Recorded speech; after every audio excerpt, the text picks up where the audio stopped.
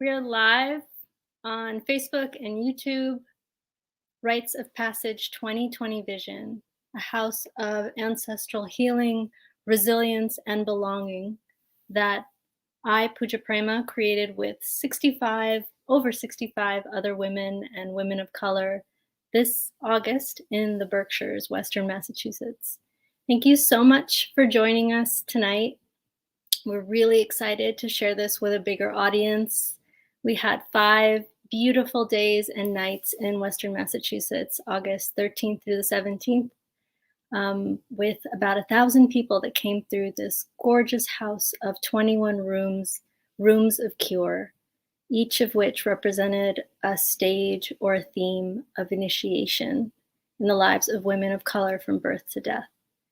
And more than just an art project or even a theater project, it really was a living village, a healing village, and a vision for what our ancestors wished for us to be in our full potential, in our full flowering as women and as human beings, and a vision that we put forward, 2020 vision of women of color from all different diasporas, all different places in the US, and ultimately many different ways of being, of perceiving, of expressing who we are.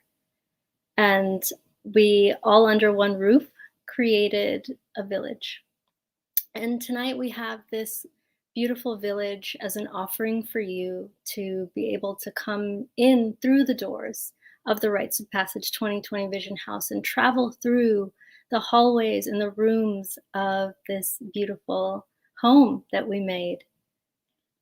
And yes, you can get your program. So we have a program that not only tells you about the history of Rites of Passage, our long-term vision, and who we are, and where to find out more information about who we are, but also detailed descriptions of each of these rooms of cure. So you can just go to our website and download that and share it with anyone you like. And you can share this link too, whether you're watching on Facebook or you're watching on YouTube.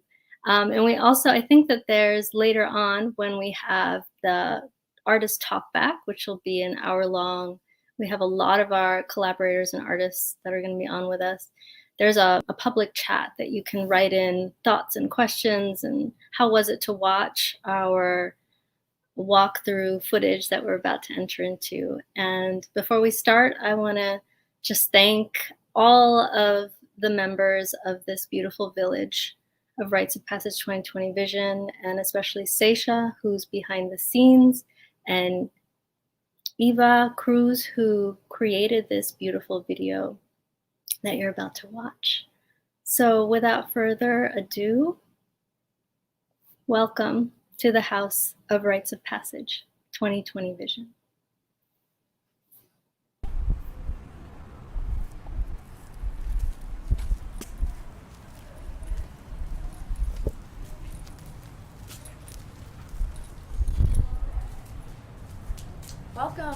Welcome to the House of Rites of Passage. Unlike any other art exhibit, this is a ritual in making by women of color. Each room is considered to be a temple based on their lived experience or phases of their lives. We acknowledge difficult emotion will rise up within you, and we ask to sit with that emotion. Take a deep breath and be that sacred witness of this healing and reconstruction of women of color. Being in a body of women of color very often accompanies a great deal of pain and discomfort.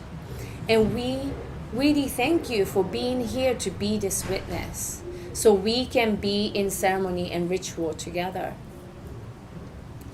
We would love to welcome you into this ritual by the blessing of water and flower, if you allow us to do so. And this is not forced upon you, so you can feel free to say no, but we would love to welcome you in with this blessing.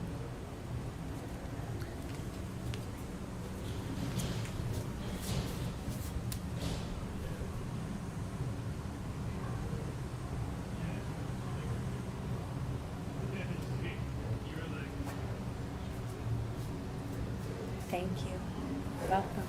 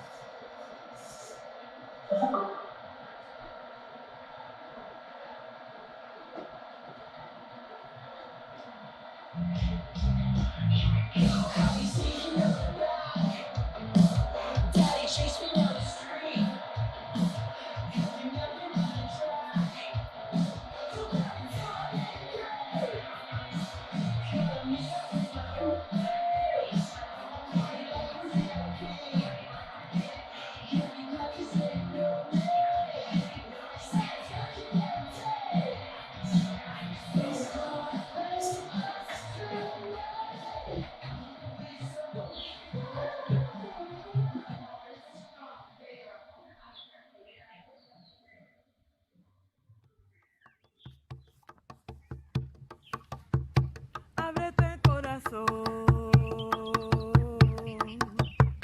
ábrete pensamiento, ábrete sentimiento, deja a un lado la razón y deja brillar al sol, escondido en mi interior, con el agua del río, con el agua del mar, con el agua del río, me llevo todo lo malo.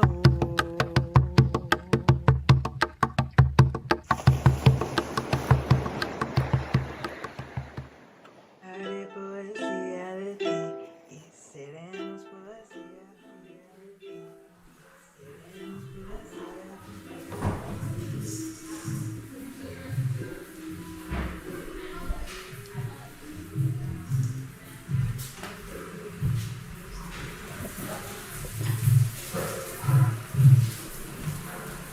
Welcome, beloved roses.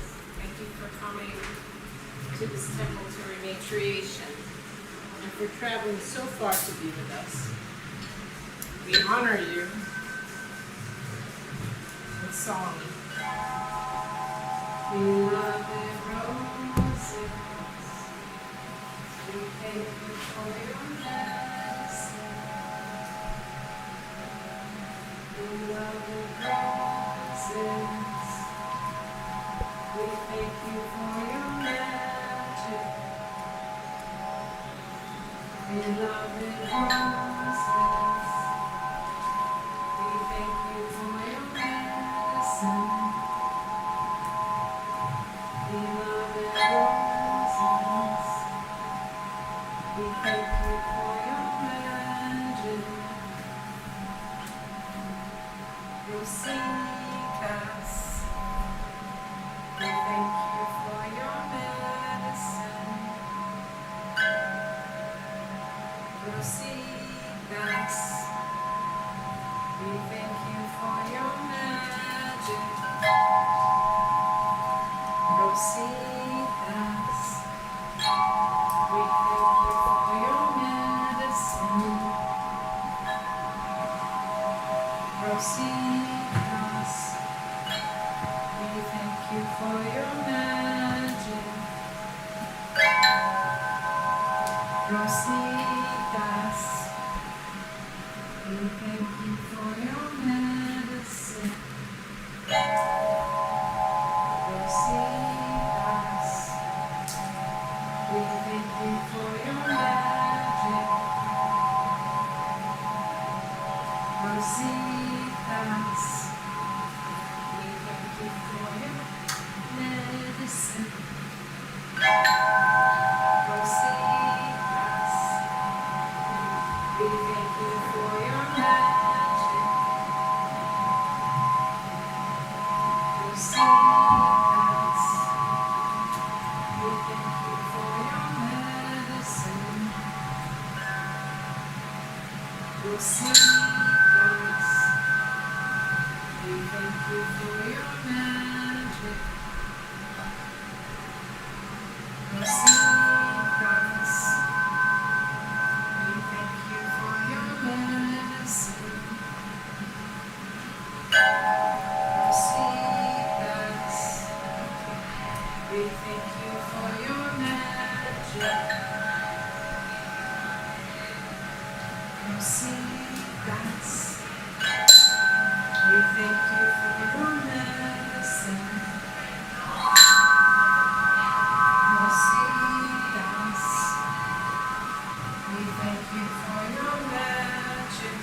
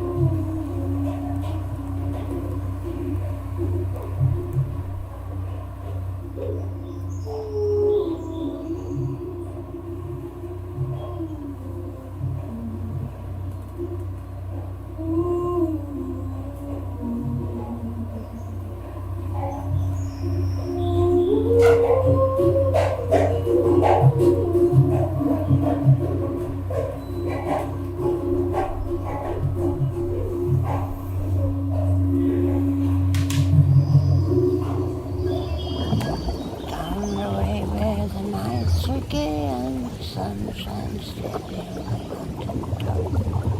I took a trip on the sailing ship, and when I reached Jamaica, I made a stop, and I'm sad to say I'm on my way.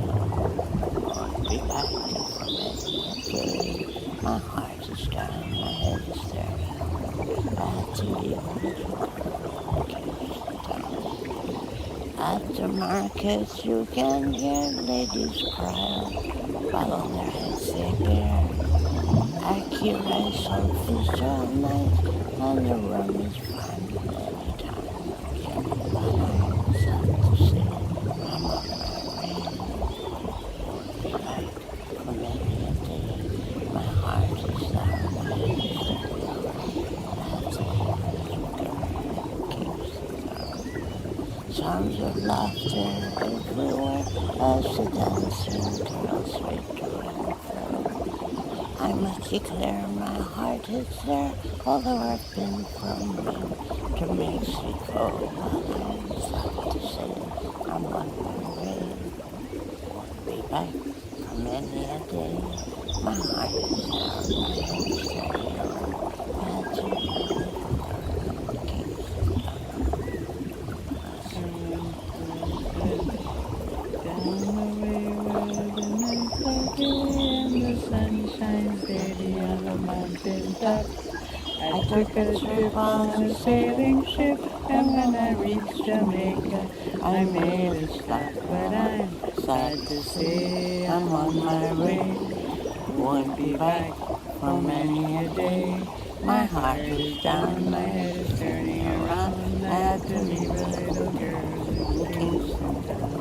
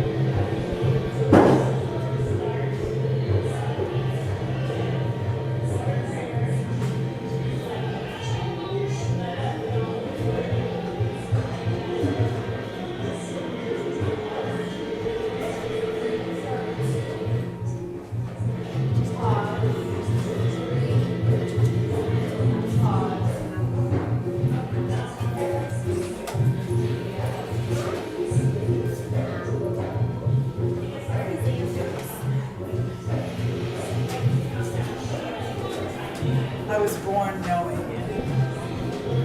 I came with a legacy. I've been educated. Now I spend some time studying what I want. A little self-mastery while I'm here on the planet. I've been seen and I see. I've learned not to stand under the gaze where I'm unappreciated. I'll just leave the room. I've inhaled the fragrance of my mothers and my grandmothers. My mama. I know where I'm from. I've spoken harshly. I've been scolded. I've learned to speak kind words, truth, sharing. Words of power, words of love, blessings. My heart, I've redefined how I feel. I've redefined my heart. It hasn't been broken, but it has expanded so vast and so wide that water, the life can flow up through my body and over the edges of my eyelids and stream down my cheeks in the form of tears. I love deeply. I've learned to love my breasts. I've nourished my children. I trust my gut.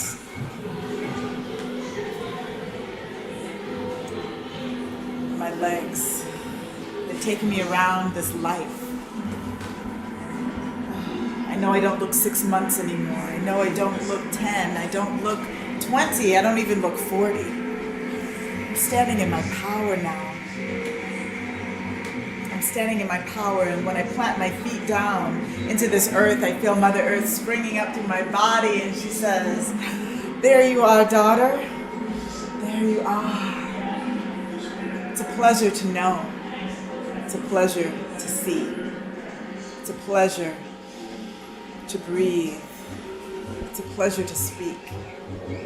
It's a pleasure to feel. It's a pleasure to nourish. It's a pleasure to love. Now that I'm holding my power, the pleasure's all mine.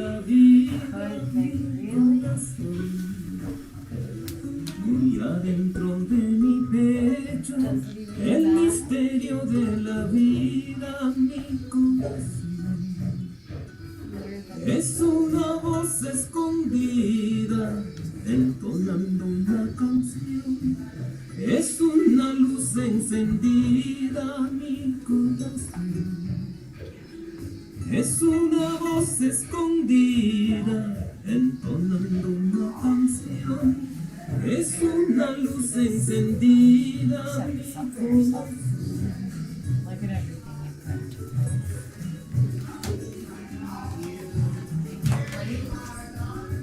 Lined it all up. Por rumbos desconocidos, mis pasos tú vas guiando mi corazón. Por rumbos desconocidos, mis pasos tú vas guiando mi corazón. Y llegaré a mi destino. Yo no sé cómo ni cuándo.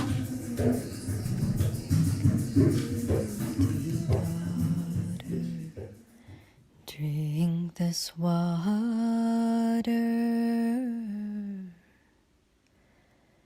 above me, beauty, below me, beauty. I walk in beauty. I am beauty.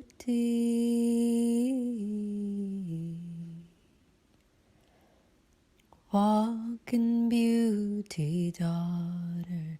Drink this water.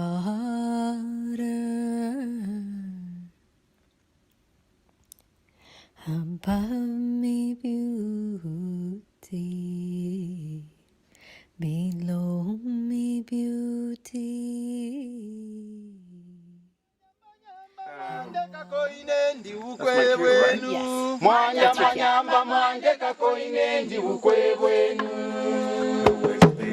Did two tours of duty.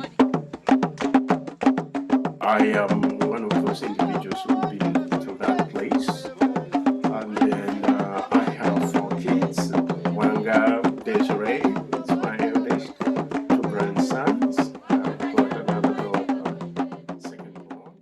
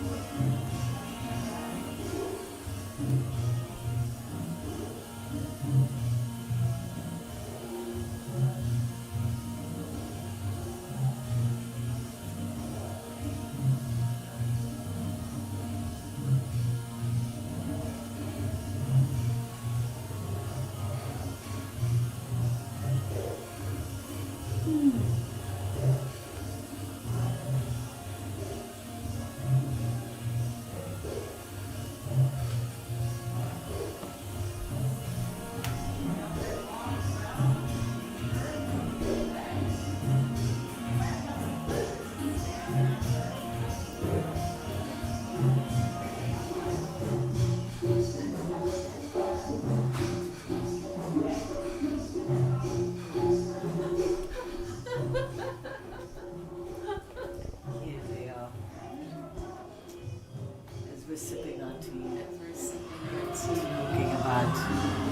talking about transition. It's about transitions and like as elders, kind of what's the next, as we get older, where do we move and how do we live and what's that going to be like? And letting go of your beautiful house which you have created, right? So it's a conversation of letting go. Conversation about letting go. And where do we go before we transition over Into the ancestors. into the ancestors? So there's that whole stage that happens before that. But we have our tea and we have our crystals, we have our altars. We have our music. Flowers. This isn't our music, but we have our music.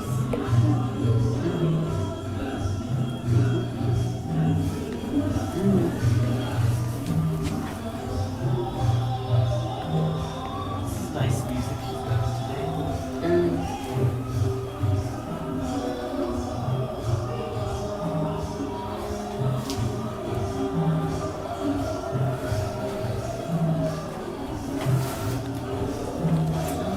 We had a camera to take a picture of that. And then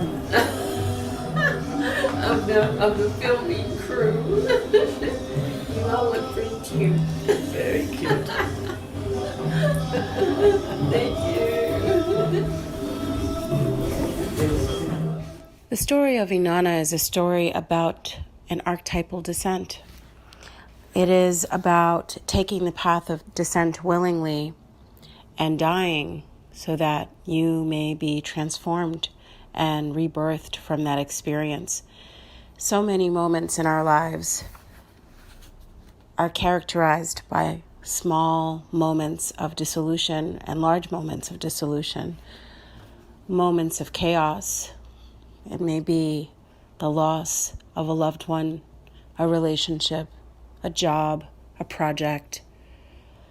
It may be an illness or a trauma, an accident, a rape. It may be any of the experiences that force us to collapse and to go inside. And dissolution sits squarely in between the world of life and death. And while there is a shattering of all that we knew before, there is also the essential that remains, the enduring that remains, and we're forced to look at the shards of what has been left behind by the worlds we thought we knew and begin again. In the book, Queen of Heaven and Earth, Inanna, Herstories and Hymns from Sumer by Diane Wolkenstein and Samuel Noah Kramer, she writes, Inanna is queen of heaven and earth, but she does not know the underworld. Until her ears opens to the great below, her understanding is necessarily limited. In Sumerian, the word for ear and wisdom is the same.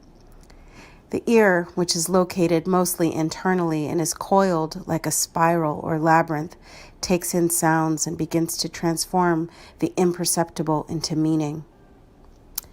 The path of the descent has impelled the mystic since the beginning of recorded human experience. In many traditional societies, initiatory tribal rites are often characterized by a symbolic descent into and ascent from the labyrinthian Earth Mother. So when I created this offering, I did this in honor of this archetypal descent and celebration of this archetypal descent that each of us takes in big and small ways throughout our lives, no matter what stage of life we're in. And I created it as an homage to hip-hop music, which has this tremendous element of story and drama and theater. There are losses, there are tragedies, there is love, there is joy, there's sex, there are so many different elements that were present in the myth of Inanna and in hip-hop music. And so these are selections from that work. Inanna's First Days. Inanna.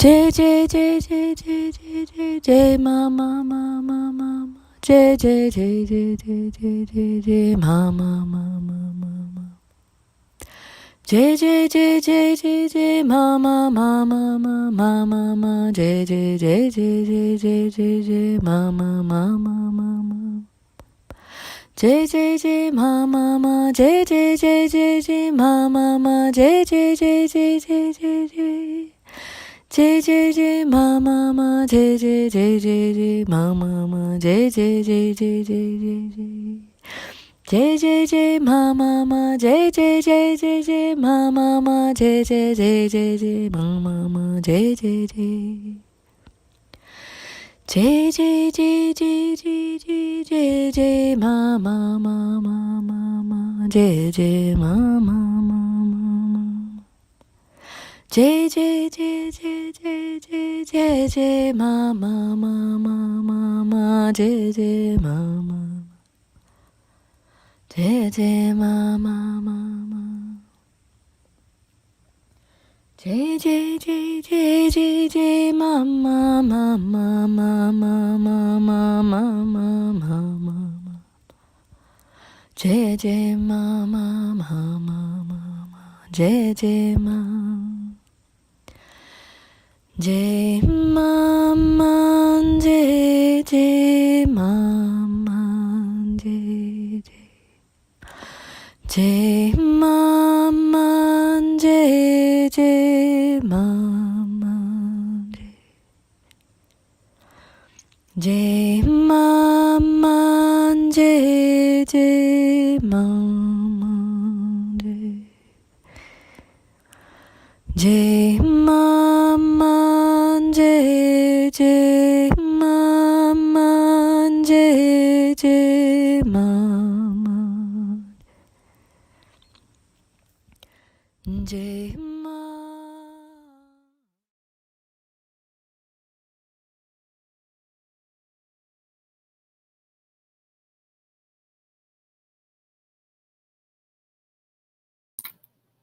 Hi, everyone. Welcome back to the non-Rites of Passage Village House world. Thank you for watching with us. I think there's quite a lot of you. I'm not quite sure how to see. Oh, comments and questions that we can check out. So this is a first draft of this walkthrough footage that our amazing videographer Eva Cruz put together, and it's only been almost not even 3 months since Rites of Passage 2020 Vision happened. So we haven't had time to really, this is the first time that we're seeing it with you. And so some of us are here in the back room of this platform, and we were chatting as we were watching these rooms for the first time. So it is going to continue to evolve a little bit, and then we'll put a final version out there, and you'll also have access to this video, I believe, on Facebook and YouTube. So we're going to turn to the talkback part of tonight, which is going to be really lovely because, as I said, it's the first time that we are digesting this as a community, as a village. And while Seisha is back there kind of trying to organize these many human beings, I'm going to just read these chats aloud a little bit. And it's so nice to see folks that I know and lots of people that I don't know. Love you, Cynthia Alberto. Love you, Laura. Thank you all for being here. Let's see. So beautiful, so needed. Our healing time is now. Thank you. Desiree, your footage looked great. Peace and well-being to everyone. Rest is spiritual, rest is everything. Ife, yes, thank you.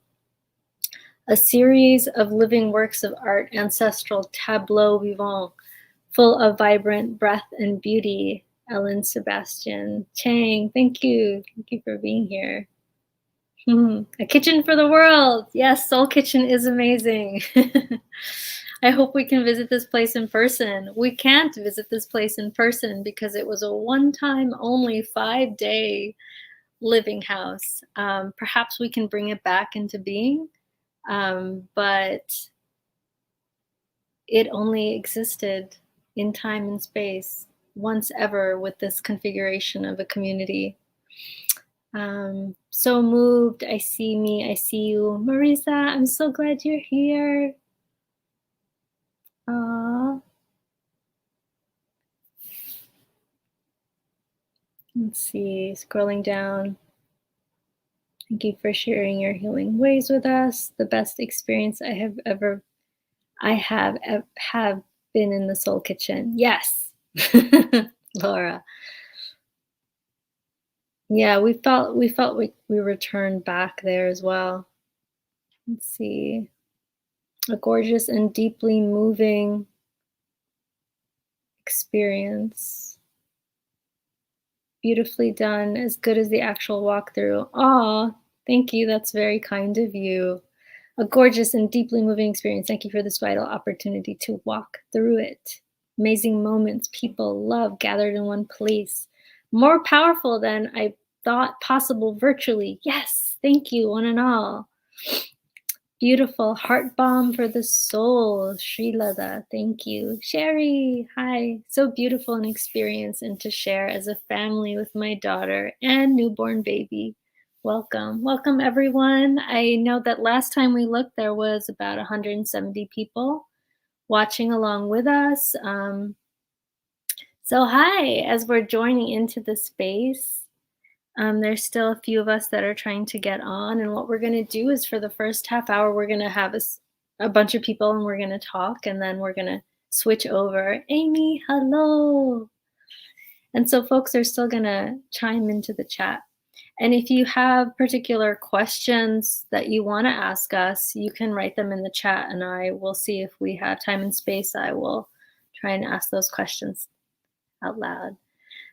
So as I said before, my name is Pooja Prema. I'm the founder and director of Rites of Passage 2020 Vision. I don't know if I said that in the beginning because I always forget to say that. I use she, her pronouns. I live in, or have been living in westernmost Massachusetts, where Rites of Passage happened in Pittsfield, Massachusetts, in the former Women's Club of the Berkshires, which is the Whitney Center for the Arts. And we have some of our wonderful humans and collaborators and village keepers here, and I would love to just introduce them and start by introducing Eva Cruz, who was there with us and documented every day. So this is just Eva's one-day walkthrough.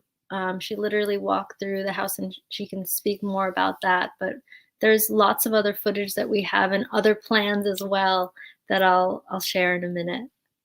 Eva, how was it watching it, and how was it shooting it?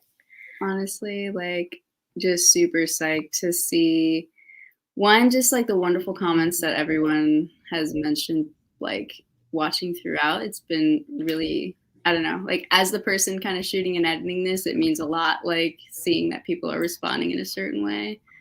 And man, it was just like a wonderful opportunity just to capture like all these moments. So I don't know, like just as you're going through the house, I'm sure as people understand, like it's different every time you go through, right? So like this one experience was just like one capturing, like this one moment was one moment of like, I don't even know how many times all the artists did it over and over again. So this was a very specific moment that we captured in that time. Although there were some transitions, you know, as you noticed, like, but still like, I feel like it's a special moment just to be in. Yeah.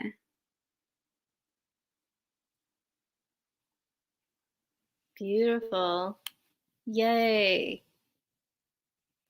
Yes. So my first question to us, and when you get on, I'd love you to introduce your name and what you were doing in the house. I mean, we saw you in the house, but not everyone knows those rooms, right? And they don't know us. So I'd love to hear how it was watching. Brenda, you've been on the whole time with us chatting on the side. How was it to see this and to see yourself in rematuration? Well, it was blessing to go back in time and feel, I think Azaria commented in the comments, just it feels like I'm back there with you all. And I was feeling that in my heart as we were watching the footage. I was also feeling just all my love and the love that the women had for the roses, the hundreds and hundreds of roses that were there, that did ceremony with us, helped clear us when we were in the forest sanctuary and the starseed sanctuary. And it's, it feels very full circle. I'm in Commonweal in Bolinas right now. I'm about to do rose ceremony with folks here as part of their fall gathering. So was loving on the roses last night in the same way that I did there. And so that feels very full circle in that way of being on the land and being in ceremony and seeing just these beautiful beings that I had such a joy to be in sacred service with. I was in the rematriation room performing and with the roses. The roses were all guiding the whole, what happened in that room. So I'm grateful to them for that. And then also was Soul Support Mama. It's grateful to be in that role, as well as a ceremonialist offering the rose ceremony. So I felt like I went back in time and feel that heart connection with all of you. So thank you for Eva. Thank you, Pooja, for bringing us back together and letting my heart feel that joy once again.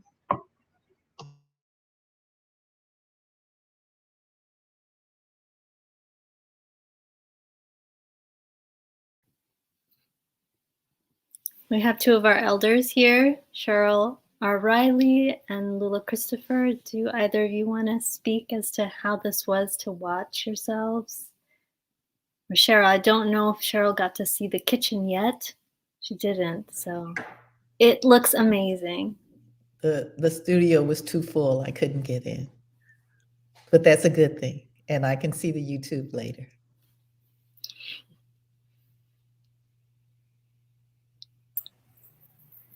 Greetings, all. My heart is so full. I got to see things that I didn't get to see during the 5 days. My name is Lula Christopher. I am a Dagger initiated elder, and I had the privilege and the opportunity of facilitating a grief ritual before the opening of the house, giving women an opportunity to release all of the pain and trauma, grief that they've been carrying.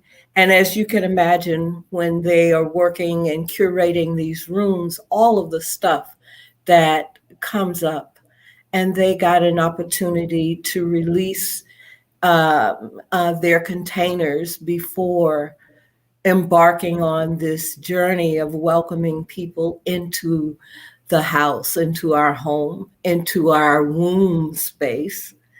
And I had the opportunity of being the last person that they saw after viewing all of the rooms, and that the audience was full of emotions. And so I anchored the victory room, giving them an opportunity to the audience to transition, to emote, and actually inviting them to breathe, to sit, to take it in, and to reflect, even reflect on their own rites of passages, and to share that with us so that we can put it in our upcoming book. But yes, my heart is full, happy. It was also beautiful, and I'm so happy that I got to experience it all again. Yay. So for those of you watching at home, we say that Rites of Passage, so this is the second iteration of this project called Rites of Passage. The first one was in 2013 in the same house with all different women, and mostly local women, mostly white women. So this time 2020 Vision had a focus on women of color from all over the country. And we say that there are rooms of cure, rooms of healing. So each of these rooms, you may or may not have seen the titles as Eva was walking through and filming, but each of them represents a poignant place in our lives, or theme of initiation, a theme of healing in our lives, in the lives of human beings, in the lives of women, in the lives of women of color. And so one of the questions that's coming up on the chat is about the soul kitchen. I'm going to open up that question in a larger way, which is, what does it mean to create a room of cure? What does it mean to walk through or to film a room of cure? As we're still having some other folks join in, I'm going to have Cheryl, you start, because they're asking about the pages in the in what are those pages? What are those pages, and what do they mean? And how does that relate to the kitchen, soul kitchen, being a room of cure? The pages are filled with glyphs, and I have been doing those glyphs for at least a decade and a half, but always in gold or metallic inks and on craft paper or archival paper. And every time I have a residency, that series seems to evolve to a next level. And it's almost like it's taking me on a journey as I am maturing and able to integrate the information that they're giving me. So I had a residency at Oxbow, and two of the visiting artists who come and critique our studios suggested to me that I get rid of that paper, find something more interesting, and also start painting them in gouaches. I went to the art supply store. I bought about 8 or 9 tubes of gouache paint. And I happened to have gone to the Salvation Army before I came to that residency, and I showed these 1957 encyclopedias to the visiting artists, and they said, perfect, love the aged texture of the paper, love the fact that there's words on them and there's imagery on them, the size is great. So that's what I started painting on. They just immediately came alive. It was a complete transformation in how they felt when I looked at them and how everybody else responded to them. So I went to town. I got crazy, and as I've been painting them, I've been able to paint even better. My ability to paint has gotten better. I had 4 volumes. Just a little after I left the residency, I used the last pages from that series. But Pooja found another set of encyclopedias At at the the house. house. Mhm. Unbelievable.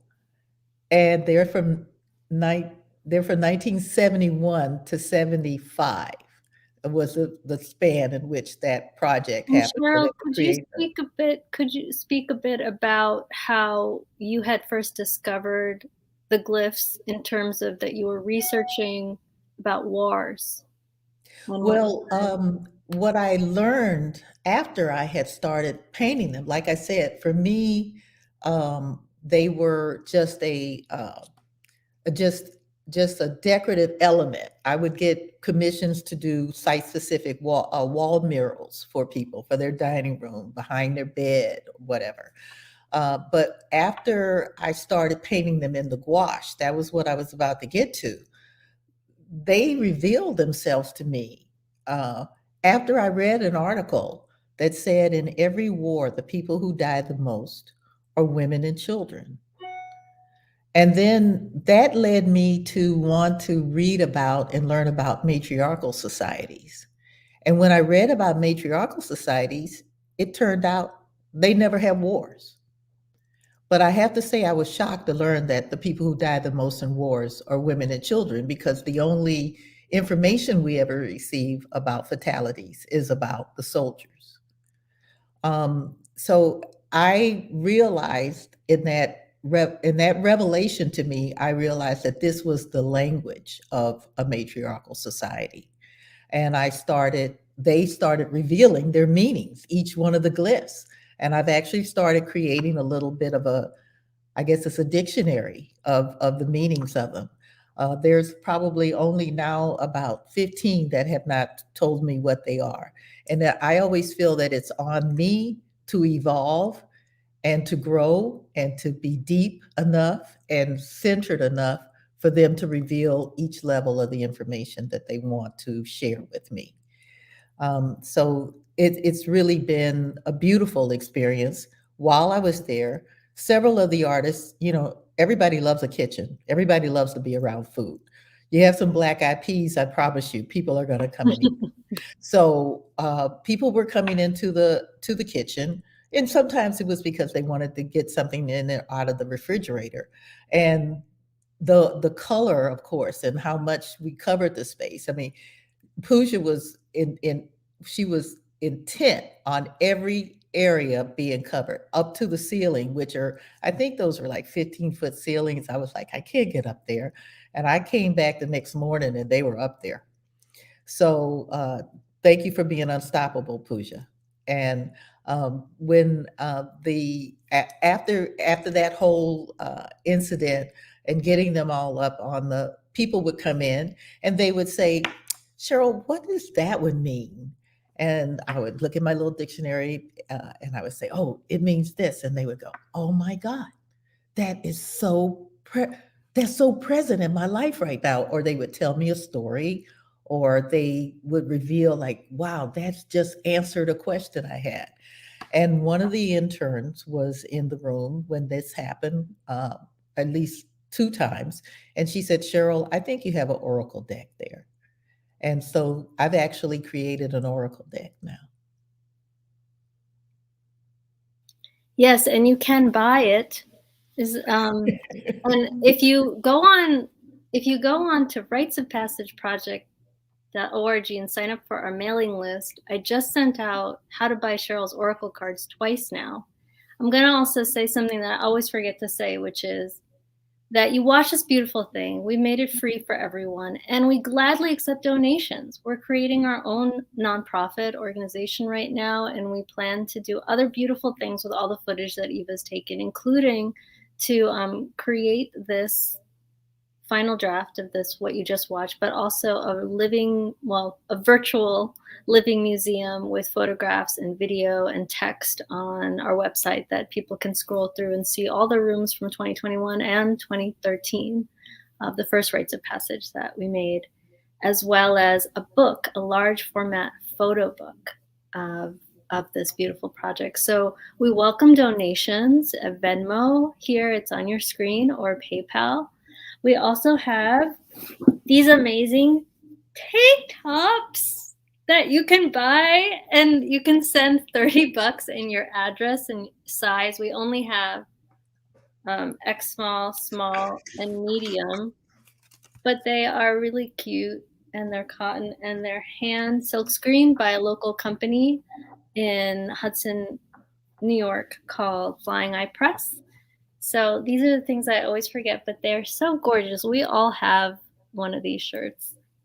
And yes, so you can buy oracle decks, you can buy tank tops and support Rites of Passage and support Cheryl's work and the ongoing glyphs language, basically a language of the matriarchy, a language of remembering how to be a society without war. I'm not sure if other folks are still coming on, but Eva is still here. So I wanted to ask you, not knowing anything about the project. Well, no one did, right? I invited you into this house. Oh, Eva's disappeared now. Maybe she'll come back. We're kind of playing, it's like a puzzle game. I was going to ask Eva what it was like to walk through and to film this house, these rooms of cure.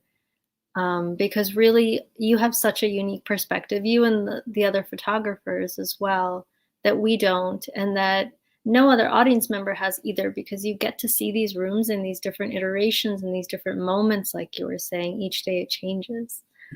Yeah, totally. That's a great question, honestly. And I think like when you were even describing the project to me before I got there, I was just, and like I was scouring through the website and I was just like, how, like, has this been captured before? And like, how do I, like, what exactly is going on here?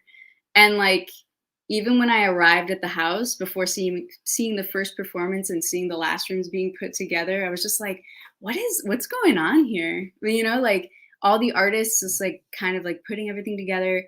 and it was like this excitement in the air. And I was just like looking through the room, seeing some of them completed and like almost done. And I'm just like, there's something beautiful going on here. And just being able to walk through each room even before like the performance was actually happening was just wonderful. And just getting like the little glimpses of like little details in every single room was beautiful. But I definitely like did not even like fathom the experience before like actually experiencing it for the first time, and like with my camera. So it was just like any other viewer going into every room, just like I mentioned before, whole different experience. Everyone's like in a different place, in a different zone, like in a different spirit and time and space.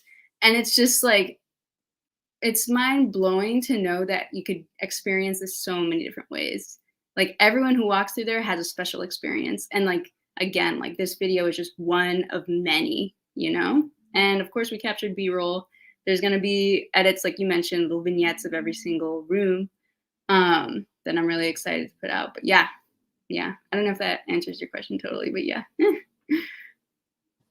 Yeah, totally. Thank you again for just jumping into this wild house of all these different rooms, and really like everyone, like I had said, you know, the invitation to take up space, to explore the inner rite of passage that we're all going through really is the invitation. And not knowing who's there, not knowing what we're getting into, not knowing the space or anything, just saying, yes, I feel deeply called for some reason to show up here. Totally. And I will add, like, even as I was entering the house for the first time, and also apologize, my dogs are like just yawning a lot right now.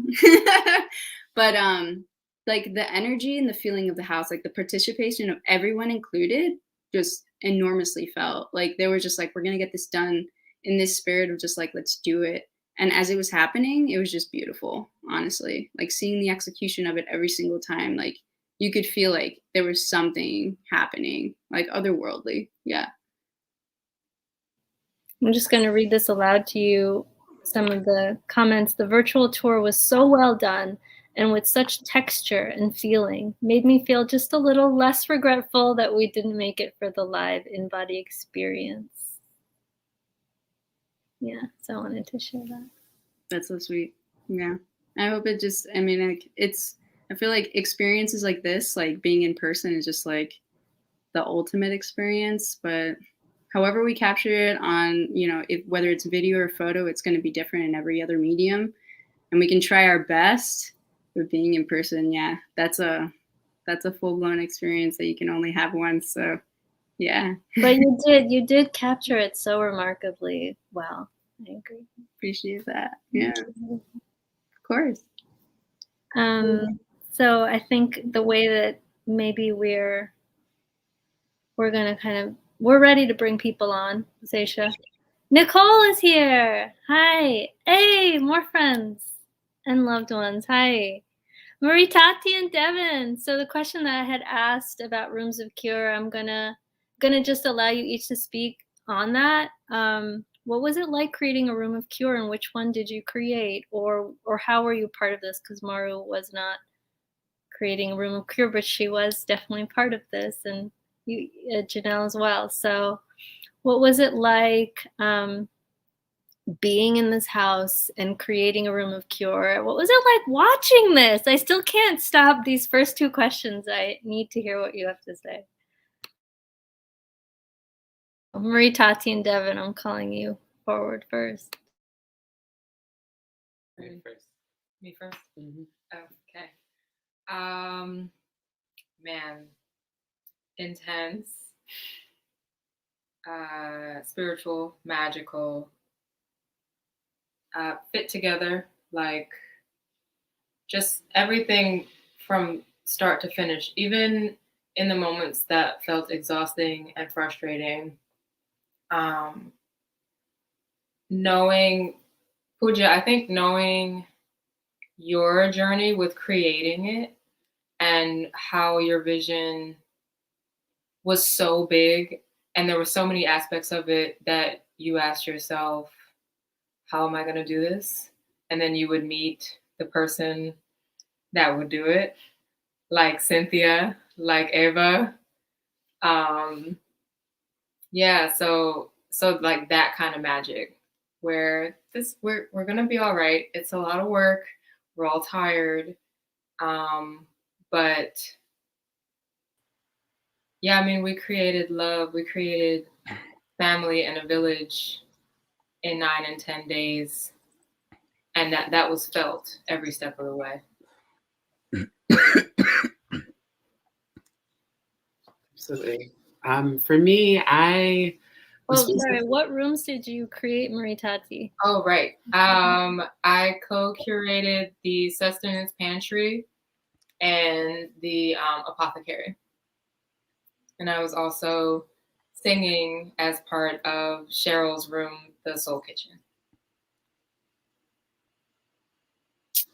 And hi, I'm Devin. I use she, they pronouns. And I was the performer in the body room. I was invited to be the curator for the forgiveness bathroom. And then Pooja called me and said, hey, how do you feel about performing in the body room? And was a little nervous about it. And I was like, wait, I'm a body worker. Of course I want to be in the body room. Yes, please. And I feel like I kept hearing stories just like that about this whole performance, how things just kind of fell into place exactly how they were meant to. I think even with like all of the stresses and, is this going to work? Is this how everything, the way that it came together, it was meant to be exactly as it was. And it was such a deep blessing. And I think one of my favorite parts about it was that in every single space, every room, how it was curated, how it was performed, you were able to see a part of yourself in all of it. You were able to see your own story, your own journey, and your own healing and other people's healing. And it was healing. It was so good. It was so beautiful. Yeah. Nicole. I think one of the things that comes to me. Could you just share your little bit about what room you were in? Yeah, so my name's Nicole Combo. I co-curated the Migration Diaspora room with Pooja, and I also performed in the space. And so I brought Banyan roots from Miami, and I prayed with them for the 5 days that we were there. And the whole room was really honoring all of the different types of migration that we inevitably have to do, and specifically all of the lack of belonging that ends up happening in that migration. And I still feel like I have not digested everything that we did in that space. And very much like what Devin said, every space, every mirror, every person there was a mirror to see myself clear, to see those people in my ancestry clear, to see the people who will come after me clear as well. And that's the main thing that I'm keeping and taking with me from this experience. I get a little nervous talking in I'm like, wait, where are we? I know, especially on these platforms. Jeanine is here, and I want to say hi to one of our West Coast sisters who actually wasn't like on site with us in the village the whole time, and that's why I think it's really cool to hear from some of our artists who weren't with us the whole time. So we had 60 people involved total in Rites of Passage, interns. We had 7 apprentices, we call them, and we have production team members, and we have artists and performers, and you can discover all this on our program that you can download on the Rites of Passage website, ritesofpassageproject.org. And getting better at that.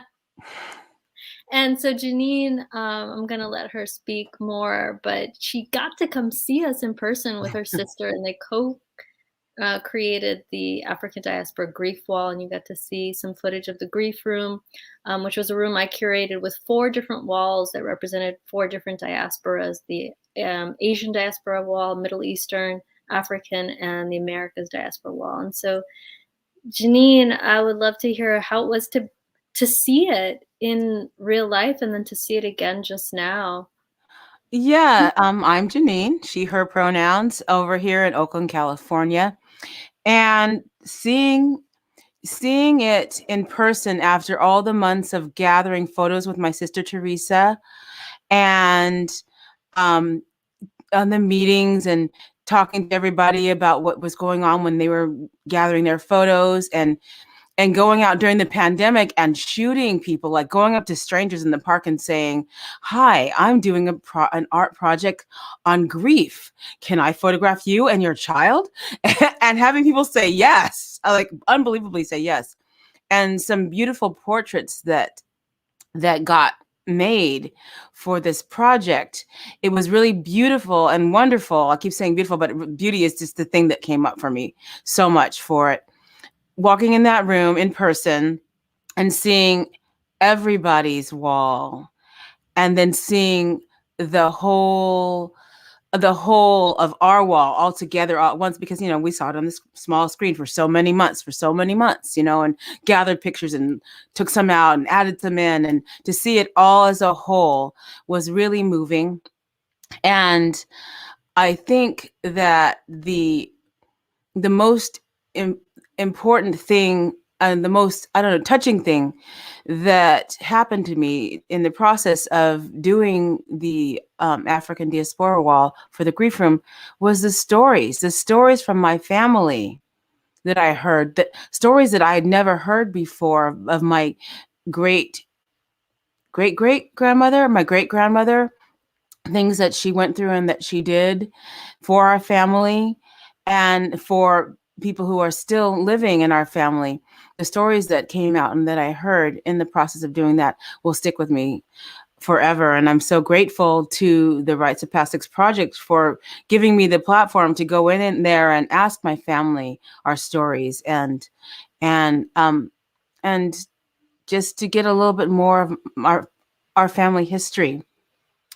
And seeing it now again, because like it's been a couple months and like I'm all the way back in Oakland and everything. It kind of took me right back to that feeling, seeing it again. And so I'm really grateful that we were able to have this virtual screening tonight and to be all together. And I'm especially grateful. It's not my room, but Nicole's room was something that I really enjoyed in person. And I didn't get to be in there as long as I wanted to be. I really wanted to stay in there. And so now that it's up virtually, I can go back and scroll back and be in there as long as I want to. And I really enjoy that aspect of the virtual screening. So it's a good thing. Thank you, Janine. Glad you could be here with us. Me too. And Nicole also was a co-creator of the the America's Diaspora Wall. So many walls, so many things, so many people. So there are 45 of us on site. And as Mama Lula said earlier, we grieved together. We literally grieved together an entire day. We laughed together. We built a village together. And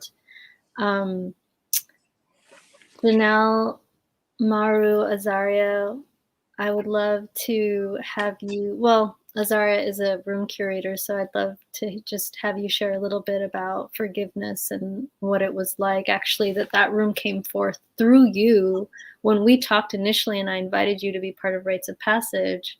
And people come to this project in all sorts of ways and windy, viney ways to get here to this village heart that we created together. But Azaria, that really came through you. Kind of went in a loop, and then at the very last moment you're like, oh, I'm supposed to be the one that's in this room, and it just came together. Yeah, it definitely was a journey. First of all, I have to say it is so amazing to see all of these beautiful faces. I miss you.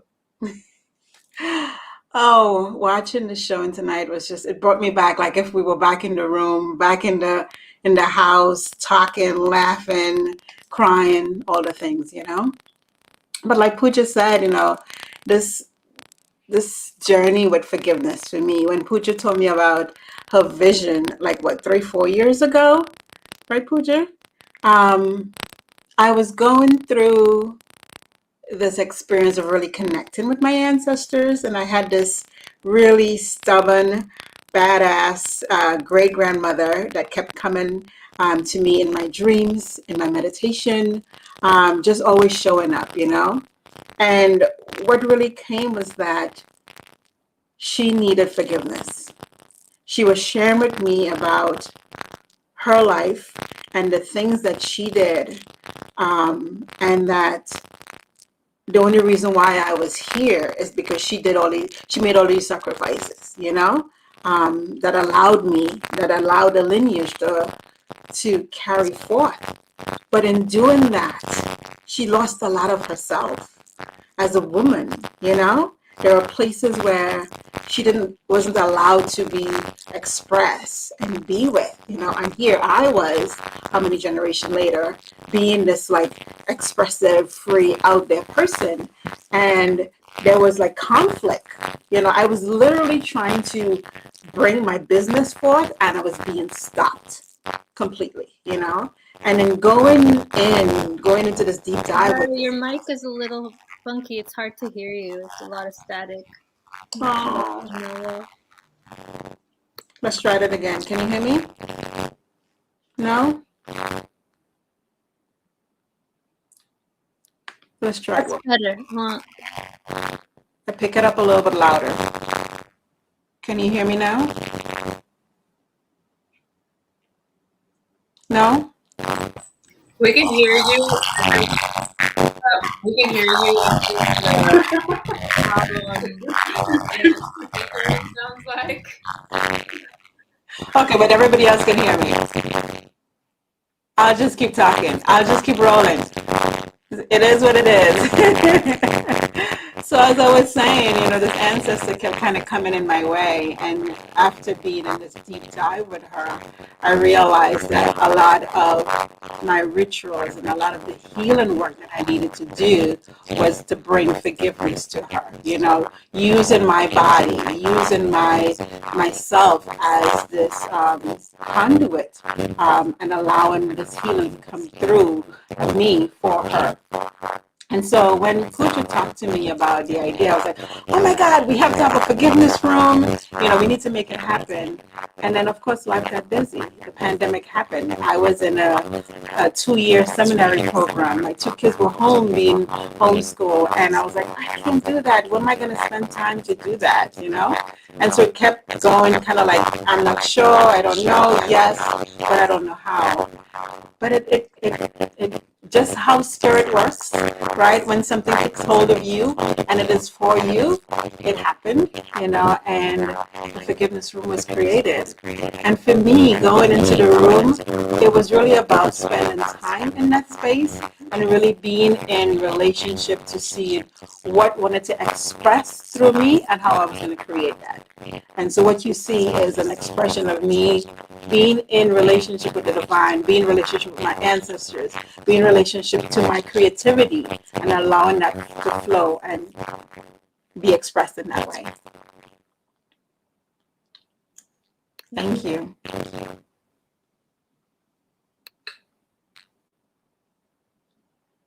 Pooja, we can't hear you now.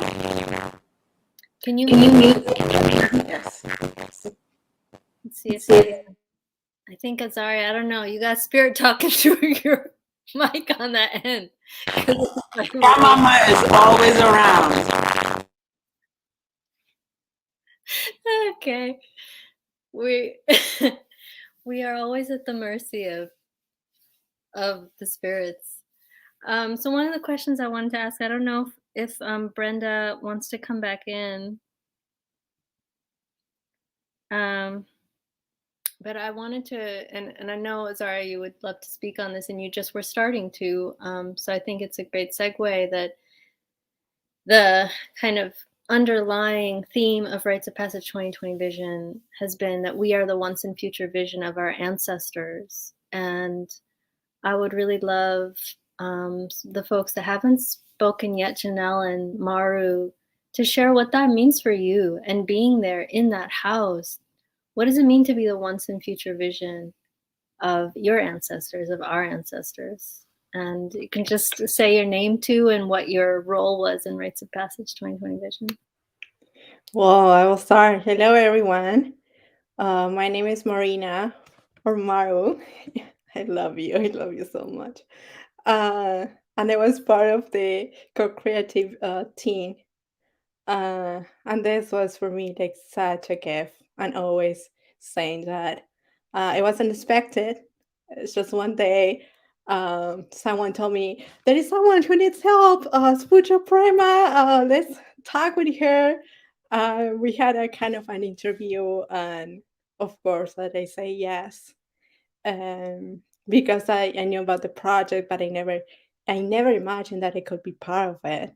So I say yes, and this for me was I cannot say like the closing, but it was like the confirmation that I'm going for the right way about healing my ancestors, healing my family, healing my own story.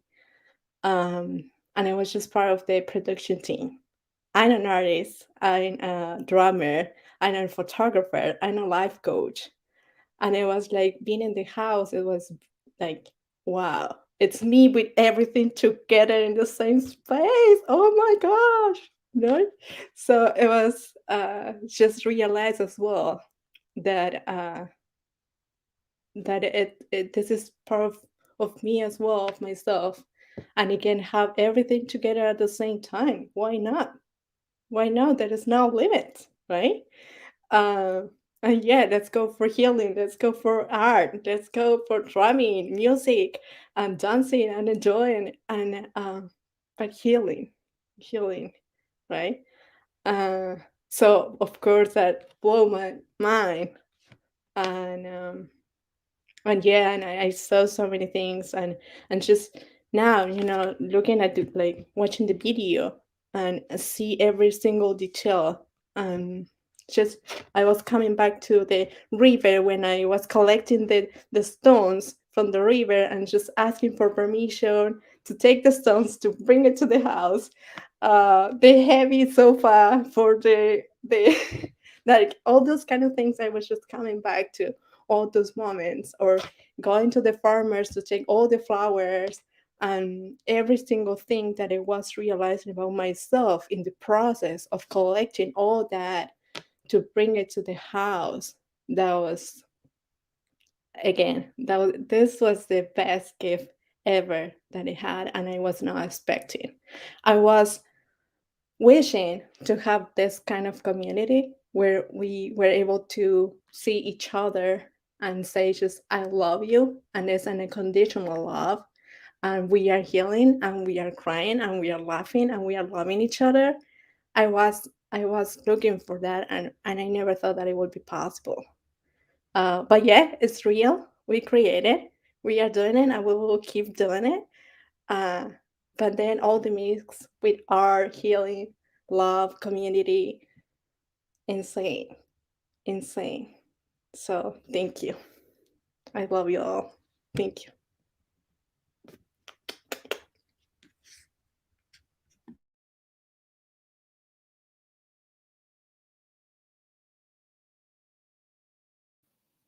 Janelle, would love you to share your thoughts on We Are the Once and Future Vision.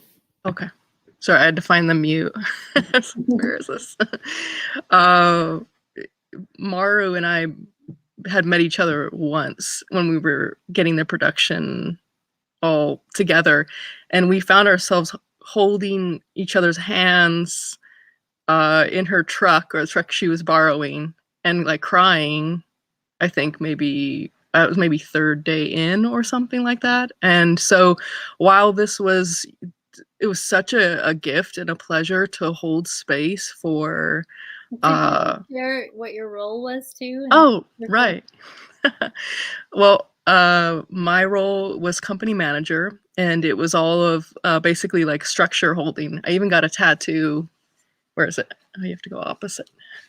This is my tattoo for the project that I got recently. It's sacred number 4 for structure holding. And when I think about when I feel this tattoo, I think about how we all held space for each other, and just I would just say that I thought for a long time when I was asked to do this role, I'm the one who's performing. I thought, who's going to hold space for these women of color in this culture that we live in, Western culture? There's so many moments where we don't feel held. We don't feel held by the society, and I wanted to.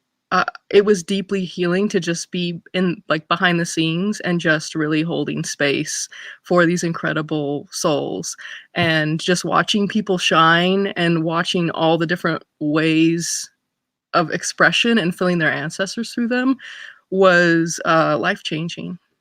And I was in production answering emails and getting permits.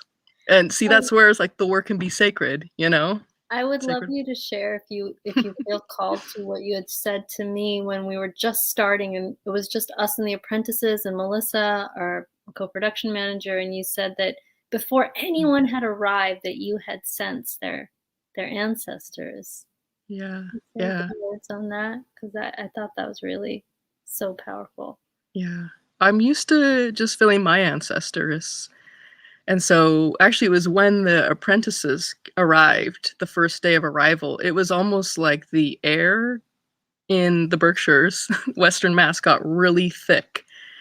And it was a little confusing at first. And then I realized, oh my gosh, their ancestors are coming through. And I can actually still feel a lot of the energy in this valley, in the big valley here, and feel deeply, closely tied to all of you, forever, so thanks. Love you. Evan, I wanted to ask if you would share some of what you came through with after and during being at Rites of Passage. You just said it so well about how we long for, and you have worked so hard for, creating a better future for your children, our children, and I'm just going to let you take it from there. So I think that this year has been this upheaval of everything that we know, whatever normal is and what is acceptable and all of the things. And I spent this whole year doing a lot of liberation work and just dreaming about what liberation is. And I've always been that kid that was always fighting for the better world. I went to a Christian school growing up, and we had to do prayer at the beginning of school. And they would ask everyone what they wanted to pray for, and I would be like, we need to pray for the penguins, and we need to pray for like the guy that I saw on the street earlier that looked like he was sad, and we have to pray for. I was just always that kid that just wanted to change the whole world and make it a world that was centered in love and care and an awareness of the whole person. And in this last year of doing all of this studying of liberation and dreaming about it, and really fighting for it, I dreamed of one day seeing this if I was lucky to live long enough. But really it was for, as you said, it was for my kids. It was for the great grandkids. Eventually they will have a world that exists like this. And then I got to this space. And I can say that I was very burnt out from my life before this, but this space opened up a completely different, it was a portal. It was like stepping into a space and seeing and being seen, witnessed fully, being able to show up vulnerably with all of yourself and be loved with all of that, being able to have those hard conversations based in love, being able to completely fall apart and be held. Every single part of this ritual experience. And I mean, I'm not going to say that we're still very dealing with our white supremacy that we're steeped in, and we're all working through that. But this was a space where every single person was working through that. This is a space where everyone was aware of the things they were coming in with and trying to be better for themselves and for everyone around them. It was my first real vision of a liberated world, and it was It was so good. And it's changed everything, absolutely everything. Realizing that we don't have to keep fighting to pull down this decaying system. We can make the choice to do our personal work and then create something new. We can step away from this and create more spaces that are healing and creative and beautiful. And this was my initiation into that. And I am forever, forever grateful for it. Thank you all. Thank you. Well, that almost closes up our time. That's like a wrap up. But and I would love to, since we're all on the screen, ask you one question, have you answer it as succinctly as you can. Let the poetry emerge out of you. What is initiation? What is a rite of passage? Now that you've been through this rite of passage, because I have heard, oh, here's more beautiful people. I asked all of these women, I want you to come into this space. It's meant to be a rite of passage for you. I want you to create a room, or I want you to be in this room, or will you be on the production team? But it's meant to be a rite of passage for you to honor whatever it is that you're going through in your life. And then through the process and towards the end and afterwards, I had some of these beautiful humans saying to me, I know you told me that this was supposed to be a rite of passage, but like this was a rite of passage. So it's not just that we're making art, it's that the art and the ritual and the community, that is a village way of life. It is a whole way of just being. Our ancestors never separated these things. We didn't separate soul food from making art. We didn't separate music from life. We didn't separate the elders from the youngins. And we lived life as a whole continuum every day, integrated in body. And so my question to you is, what does a rite of passage mean to you now? What is initiation?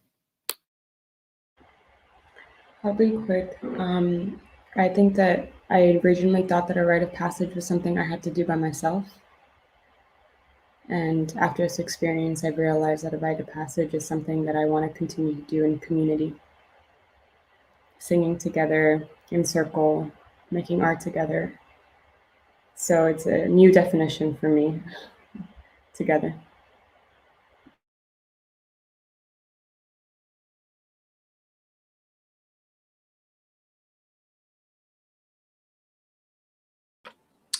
For me, hope you can hear me well.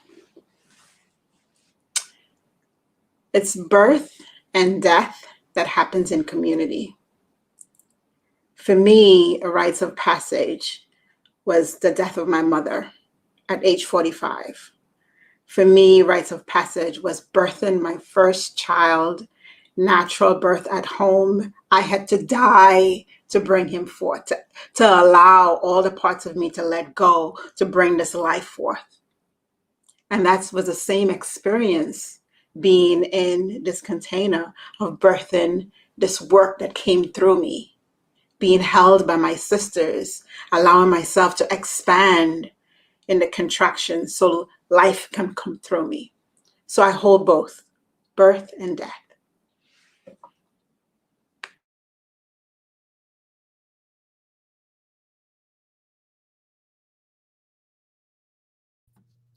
For me, it was very clear the power of women. And what was, for me, one of the most powerful experiences was when we went buck wild, when we would be outside and we would be screaming and we were singing and we were dancing around and we were just wild women gone wild. And it was so beautiful. It was so liberating. It was so exciting. It was almost erotic. It was just a fabulous thing where we could be completely free and completely, fully self-expressed. We didn't have to be embarrassed about it. We didn't have to be ladylike. We didn't have to, hold ourselves back. It was liberating. So the rite of passage to be completely liberated, fully self-expressed, and totally female and primitive in the best sense of the word.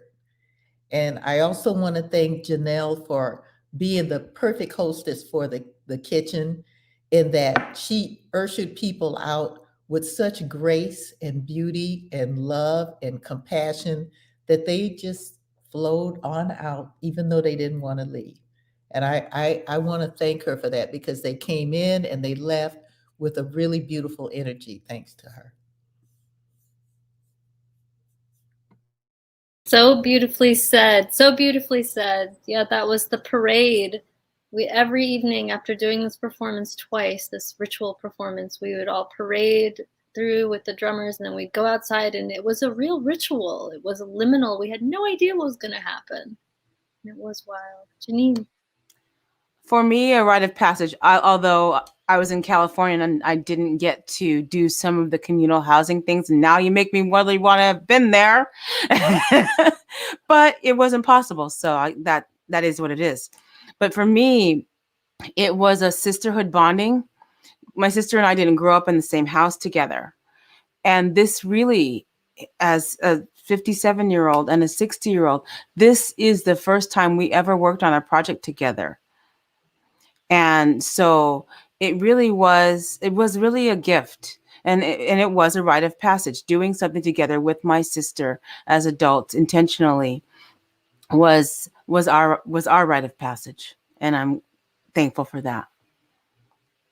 And the healing of the lineage too. Yes. To honor the ancestors, to honor the grief, of the Yeah. diaspora. Yeah, there was real grief not growing up together. Real grief.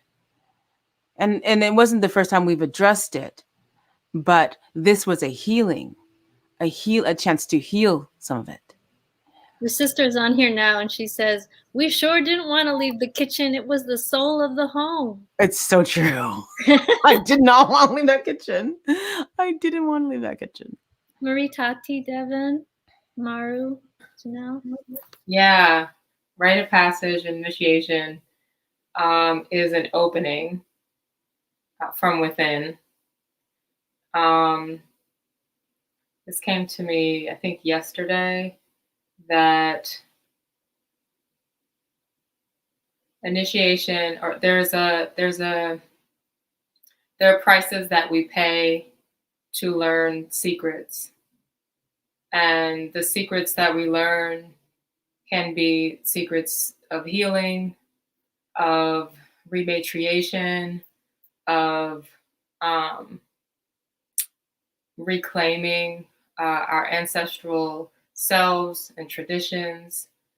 They can be so many things, but essentially getting to a place where it is revealed to us something about ourselves and our purpose for living, and then how to maintain ourselves toward that purpose.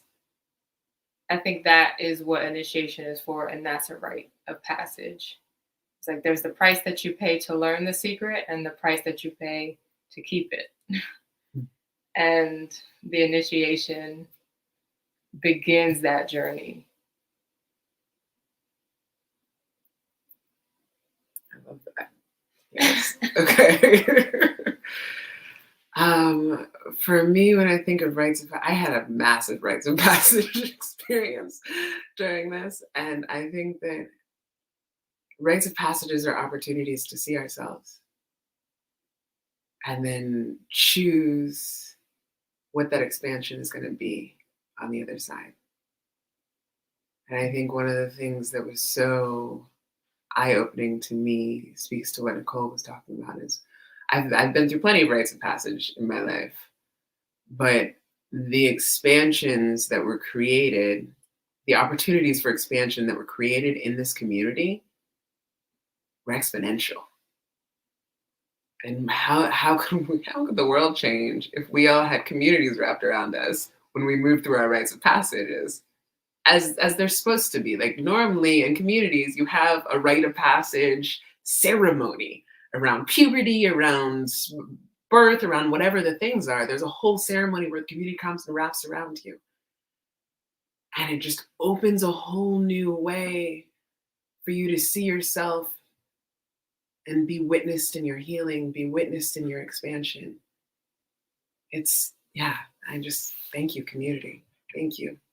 I want to tack onto that really quickly because this is the second time you said something that reminded me of the healing in watching other people's healing. Yes. That part is the part that I feel like, now we're creating a village. Mm-hmm. That is bonding. And it's healing for everyone. Yeah, and the rituals that we did in Rites of Passage were a foundational part for what built that village that no one gets to see but us, and no one really can imagine but us. But that translates through the experience of what you just saw watching this house. So beautifully said. And go back and write all this down. Maru, Janelle? Yes. Well, for me now, it means rites of passage is light and darkness at the same time. But also just realizing that I don't need to do it by myself, that I can do it and feel supported for my community and get through it. And it's fine. It's okay. Nothing will happen. Everything will be fine. And just take it like the water, you know? It's just go with the flow and just let it go and accept it and being grateful for it. But it's light and darkness at the same time in the same spot. And when I can see that, the magic happens. And I can learn and I can go to the next level of my life. And that's what it means for me now. Well, Rites of Passage, I didn't realize it could feel also joyful. That especially being held within this community, it made it's like the collective group of everyone. We were all individuals. The container that we had made the pain of anything or the challenge of anything I was going through just feel like it spread out the energy, as opposed to me containing and holding the whole thing in my body and in my own home, isolated.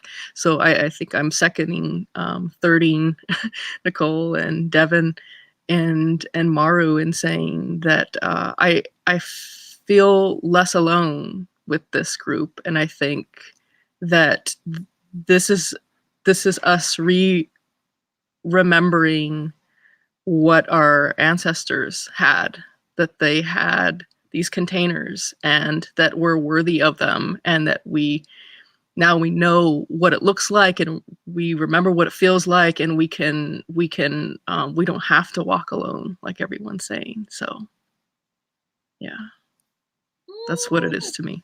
Thank you. This makes me feel like we did it. We did the job. We did what I was asked to do. This is a lot of work, an unimaginable amount of work to create a house. Even to create this screening, Eva and Aaron, who created the beautiful program that you should definitely download at rightsofpassageproject.org. So you can learn about these rooms, because I was reading the descriptions again of each of these rooms. They are so beautiful. You all are so brilliant. You are so brilliant. We are so brilliant.